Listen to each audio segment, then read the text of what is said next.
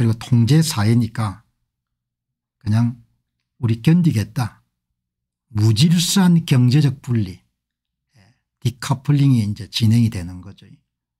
자, 여기서도 이제 오늘 미국과 중국이 경제전쟁으로 들어가는 것 같다. 이런 기사를 보게 되면은 이제 최악의 경우가 되면은 이제 뭐 기본적으로 미국 시장에 중국 상품이 퇴출되는 거지 않습니까? 세계 최대 소비 시장에서 중국이 배제되는 것을 뜻하는 거죠. 그래도 거기에 따른 고통을 참고 견디겠다는 거 아닙니까? 중국 공산당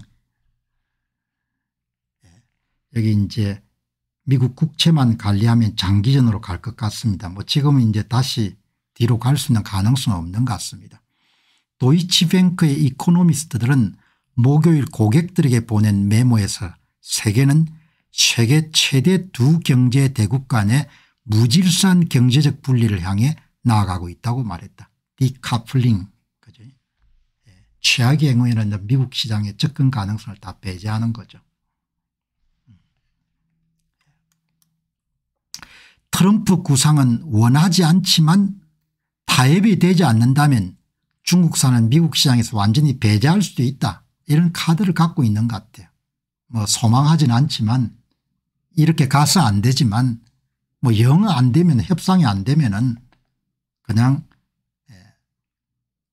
중국 수출 시장의 13%를 포기해야 된다. 이렇게 여러분들 정리하는 거죠. 25년 넘게 미국인들은 돈의 상당 부분을 중국산 제품을 구입하는 데 사용해 왔습니다. 미국은 값싼 상품을 그동안 얻었고 그 돈을 가지고 중국은 인프라 구축과 개발 사다리 그리고 군비 확충을 하는 데 투자했습니다. 물론 뭐 중국 입장에서 뭐 당신들이 우리한테 도와준 게 있냐 이렇게 이야기하지만 시장을 제공해가 엄청난 돈을 남겼지 않습니까? 도와줘 봐야 고마워하진 않는 거죠. 그러나 이 관계는 미중 관계는 미국 제조업 도시에서 일자리를 잃고 무역 적자가 계속 증가하는 등 엄청난 긴장을 불러일으켰고 미국은 2024년에 중국에 1430억 달러의 상품을 수출한 반면에 중국은 미국에 4389억 달러 상당의 상품을 팔았습니다. 3000억 달러가 여러분 한 30년 정도 계속된다고 생각하면 엄청난 돈인 거죠. 트럼프 대통령의 목표는 관세를 통해서 무역 적자를 완전히 없애는 것이고 관세는 더 많은 제조업을 미국으로 유인하고 국내 일자리를 창출해서 미국 돈의 중국으로의 흐름을 고착하는 데 도움이 될 것이라고 말합니다.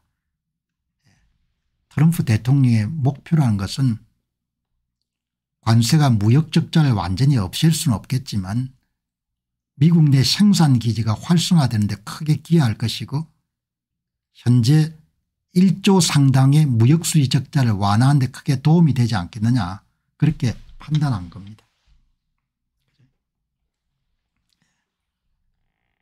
그러니까 여러분들 아니 뭐 당신들이 싼 물건 사는데 당신들이 뭐 그렇게 우리가 뭐 잘못한 게 있냐 이렇게 하겠지만 미국 시장 때문에 다 부자가 되고 일어섰지 않습니까?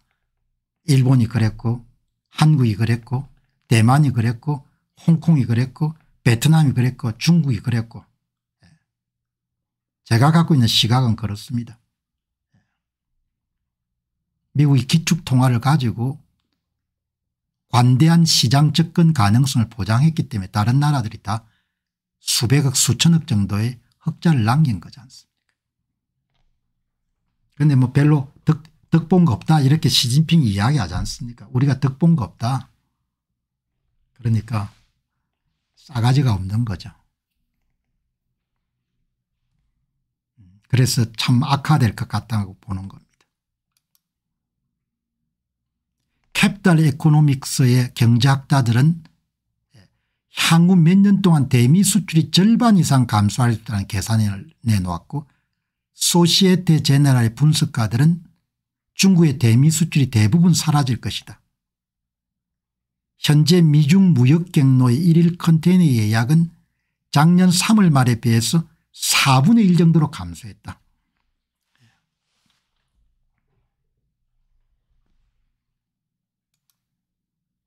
중국 입장에서는 미국을 대체할 수 있는 시장을 찾기가 어렵다. 적당한 정도의 관세 같으면은 위안화 가치 하락도 하고 중국적 여러분들 생산비 절감 노력도 더해지게 되면 어느 정도까지는 충격을 흡수할 수가 있는데 뭐 145% 이렇게는 흡수하기 힘든 거죠. 그러니까 보복 관세가 이렇게 심하게 대응할지는 아마 예상하지 못하지 않았겠냐 그렇게 보는데, 근데 여기서 이제 중요한 것은 누가 고통을 더 많이 느끼겠느냐는, 중국은 통제할 수 있는 사회고 미국은 통제할 수 없는 사회고, 단기적으로 중국이 통제력을 이용해서 불만을 무마할 수 있는데 장기적으로는 실업 급증 수출 타격에 대한 불만을 통제하는 일이 어려울 수도 있다 이렇게 볼 수 있는 거죠. 근데 단기적으로는 중국은 한껏 이용하겠죠. 애국심 같은 걸 고양해 가지고.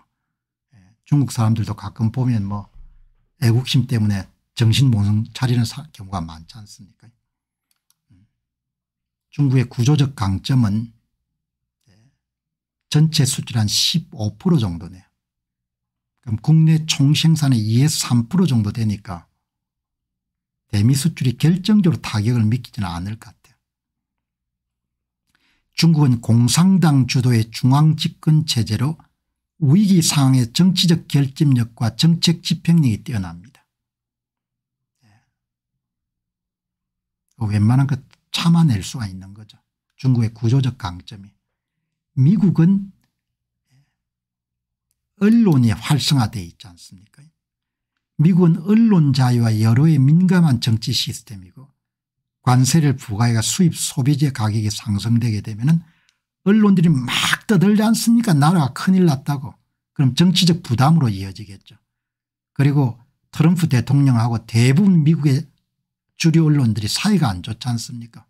지금도 뭐 전부가 다 도배를 하는 거죠. 잘못된 정책이라고.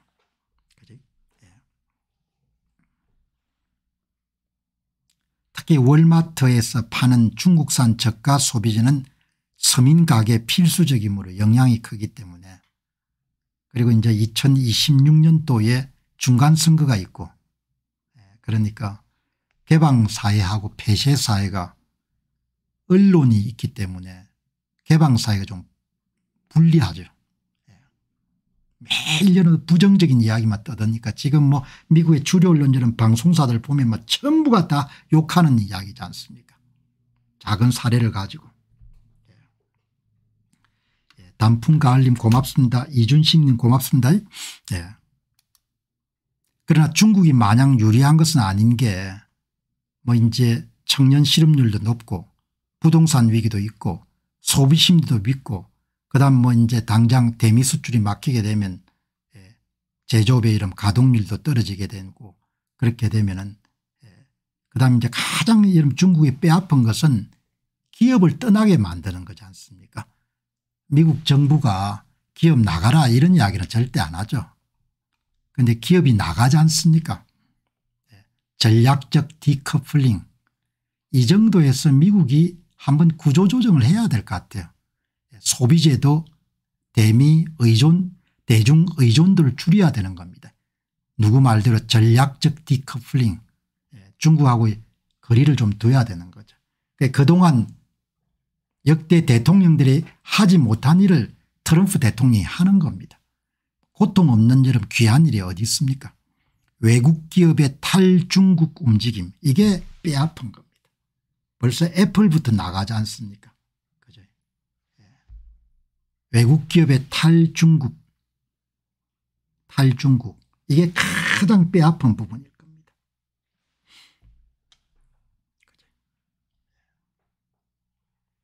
미국한테 이런 전쟁을 치르면 안 되는 거죠. 워낙 큰 나라니까. 자, 그러면 이렇게 오래 가면 어떻게 되는 거냐, 이런 생각을 해볼 수가 있는 거죠. 완전히 배제할 수도 있겠네, 그런 생각이 여러분